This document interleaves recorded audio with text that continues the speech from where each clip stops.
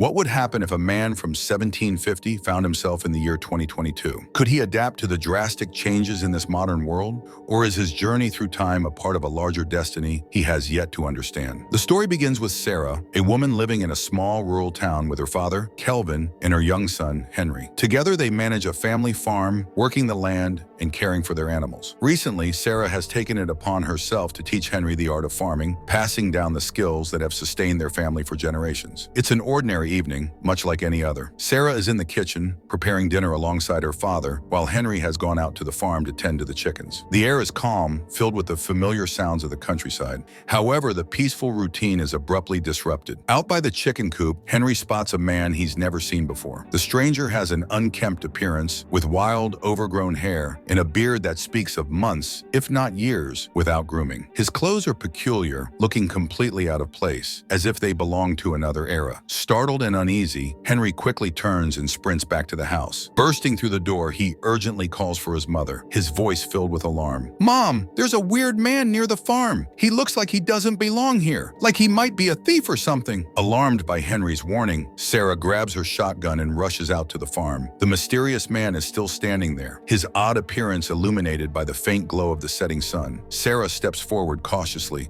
her voice firm as she demands, "Who are you, and what are you doing on our property?" To her surprise, the man looks as frightened as she feels. Stammering, he says something unexpected. I thought this was my home." His words are disjointed, and his confused expression makes it clear that he doesn't fully understand where he is. Curious, but cautious, Sarah switches on the nearby floodlight to get a better look at him. The moment the light flickers on, the man jumps back in terror, his eyes wide with panic. "What kind of sorcery is this?" he exclaims. His gaze darts to Sarah, and he adds, "Are you a witch? How are you glowing with this magical light?" Stunned, Sarah realizes that he has no idea what electricity is. His confusion only deepens as he looks at her clothing. "And why are you wearing trousers? Are you pretending to be a man?" Sarah starts to wonder if this man is not just lost, but possibly insane. She notices a gash on his forehead, which might explain his disorientation and strange behavior. Lowering her gun slightly but still wary, she calls for her father, Kelvin. Together they bring the man into the house, offering him some food to calm him down. While he eats ravenously, Sarah carefully tends to the wound on his head, suspecting it might be the cause of his memory loss and peculiar speech. As she works, she gently coaxes information out of him. Finally, the man manages to recall a fragment of his identity. "My name is Rip," he says hesitantly. Though Rip still can't explain how he ended up on their farm or why his memories are so scattered, Sarah feels a small sense of relief. At least now they have something to work with. Concerned about the strange man's situation, Sarah reaches out to her friend Teddy, a local policeman. Teddy, who secretly harbors feelings for Sarah, agrees to help but knows she only sees him as a close friend. After hearing Sarah's account, Teddy suggests identifying the man, who calls himself Rip, by running his fingerprints through the police database. When Teddy arrives at the farm, Rip is immediately startled by the sight of the police car. "What kind of carriage is this? How does it move without a horse?" he asks, his voice filled with amazement and confusion. Sarah and Teddy exchange uneasy glances, but decide not to press him further. At the station, Teddy carefully takes Rip's fingerprints and begins searching through the system. To his astonishment, there is no record of Rip anywhere, not in the national database, not even a trace of his existence. "This doesn't make any sense," Teddy mutters, baffled by the results. Determined to get answers, Teddy takes Rip to the local hospital for a medical evaluation. After a thorough checkup, the doctor delivers unexpected news. "There's no sign of any head injury," the doctor explains, "and his memory appears intact. Physically, he's completely healthy." Frustrated and out of options, Teddy decides to leave Rip at the hospital for further observation overnight. However, Rip is visibly uneasy in the unfamiliar environment. The bright lights, advanced medical equipment, and bustling hospital staff seem to terrify him. His bewildered questions about the strange machines make it clear that he's never encountered anything like this before. By morning, Rip has had enough. Overwhelmed and frightened, he slips out of the hospital unnoticed and makes his way back to Sarah's farm. Rip confides in Sarah, his voice filled with despair. He admits that he cannot make sense of what's happening or how he ended up in this unfamiliar world. But he knows one thing for certain: he doesn't want to leave. Moved by his sincerity, Sarah agrees to let him stay, offering him food and shelter. Later, Teddy arrives at the farm, having been searching for Rip since his escape from the hospital. He voices his concerns to Sarah. "There's no record of him anywhere. For all we know, he could be dangerous, or even a terrorist," Teddy warns. But Sarah, trusting her instincts, insists, "I don't believe that. He seems like a good man. Until his memory returns, he'll stay here." During a conversation, Rip shares a fragmented memory. "I fought in a war, somewhere in America, he recalls. And this triggers Sarah's curiosity, as one of her neighbors had a relative who went missing during a war long ago. Hoping to uncover a connection, Sarah and Kelvin help Rip clean up, cutting his overgrown hair and beard. However, once they're done, it's clear that Rip looks nothing like the missing man. Despite the lingering mystery, Rip proves himself hardworking and reliable on the farm. Impressed by his efforts, Sarah decides to give him a steady job until his memory returns. She and Kelvin prepare a small cabin on the property where Rip can stay.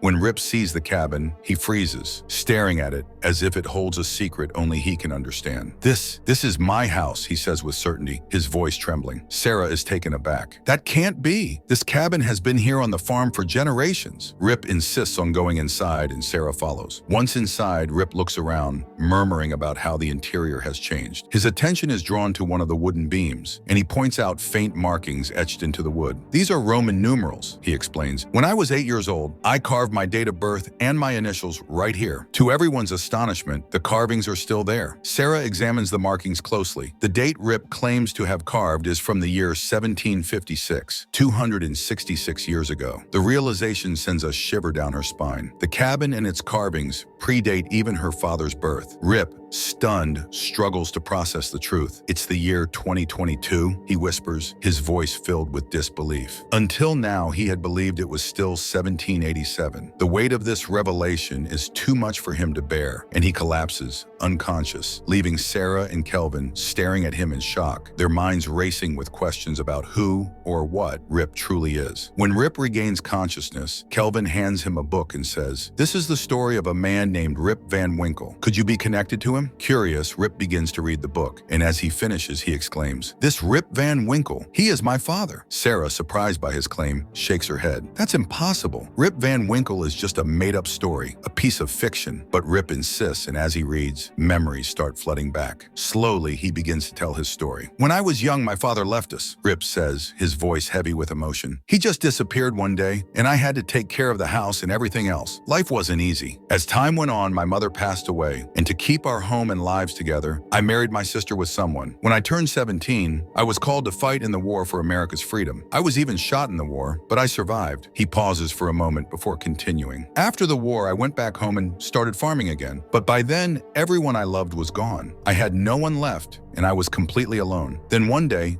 out of nowhere, my father came back, but he looked exactly the same as he had the day he left, like he hadn't aged a single day." Rip explains how his father shared an unbelievable story. He told us that he had wandered into the forest, climbed the mountains, and found a cave. Inside, he drank some kind of strange liquor and fell asleep. When he woke up, 20 years had passed. None of the villagers believed him, and honestly, neither did I, but he swore it was true. Eventually, curiosity got the better of Rip. I decided to see for myself. I went to the forest, climbed the mountain, and found the cave, just as my father had described. I went inside and it started raining heavily outside, so I stayed there to wait out the storm. Then, when I left the cave, everything outside had changed. That same night, while wandering around confused, I met Henry." Rip pauses, looking at Sarah and Kelvin, and says, "Now I understand. That cave, it's a portal through time. I went into it in 1787 and came out here in 2022. When I first came out, I didn't remember much, but now everything is clear." Despite Rip's heartfelt explanation, Sarah finds it hard to believe. "That's an incredible story, but I'm not convinced," she says.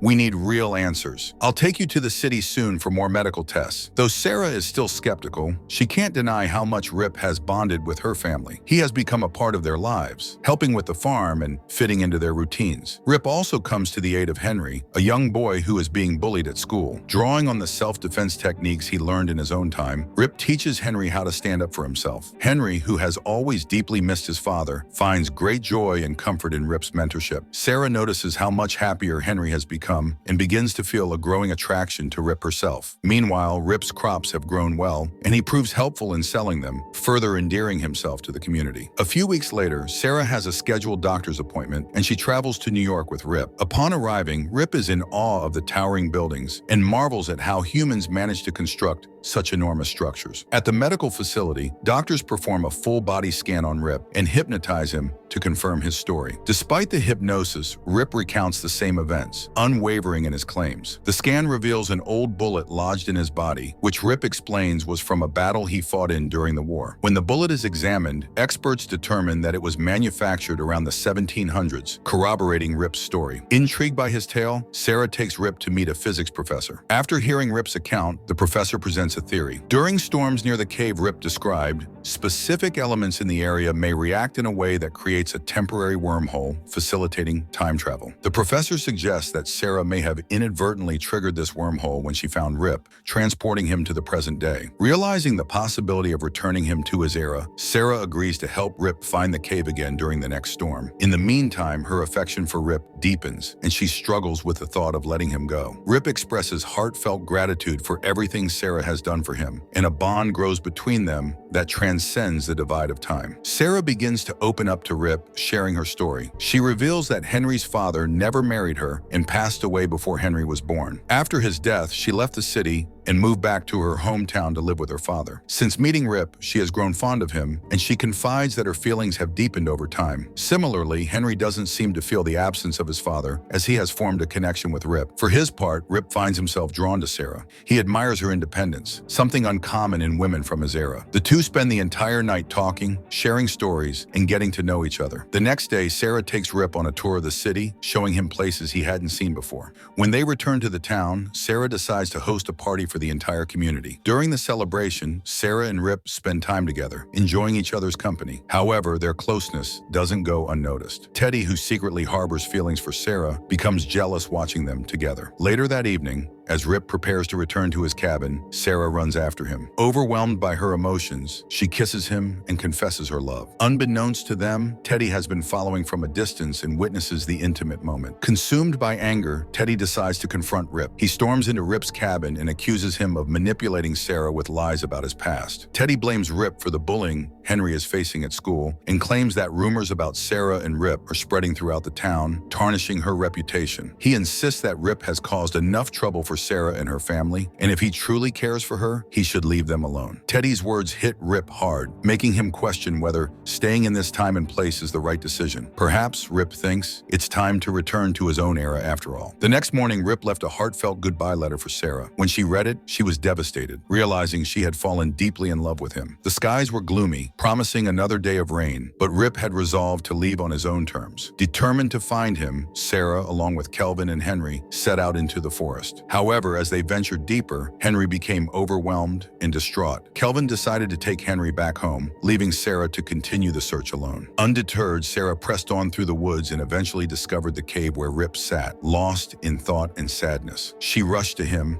her emotions spilling over as she confronted him. Tearfully, she asked why he had chosen to leave them behind. Rip revealed that Teddy had told him he was a burden on everyone, and he didn't want to cause any more trouble for the family. Sarah vehemently denied this, explaining that Rip's presence had brought immense joy to all of them. She told him how Henry had started living a happier life because of Rip, how she herself had found new purpose and love since he arrived. Her words deeply moved Rip, and for the first time, he truly understood how much he meant to them. Overwhelmed with emotion, Rip asked Sarah to marry him. Without hesitation, she agreed. The two of them left the cave together, their hearts full of hope and love. But as they stepped outside, a powerful flash of lightning illuminated the sky. When they glanced back, Rip's bag, which he had left behind in the cave, had mysteriously vanished. It had traveled back in time once again. The scene shifted to the year 1787, where Rip's father stumbled upon the bag. Inside, he found Rip's diary. As he read through its pages, he learned about Rip's incredible journey to the future, his love for Sarah, and the happiness he had found. Moved by the story, Rip's father felt a profound sense of pride and relief, knowing his son had achieved everything he had ever wanted in life. Smiling, he began his journey back to the village. Meanwhile, in the year 2022, Rip and Sarah were now happily married. Together with Henry and Kelvin, they lived a joyous and fulfilling life, proving that love and family could transcend even the boundaries of time. And so their story came to a heartwarming close. For more enchanting tales of time travel, don't forget to subscribe to the channel. Thank you for watching.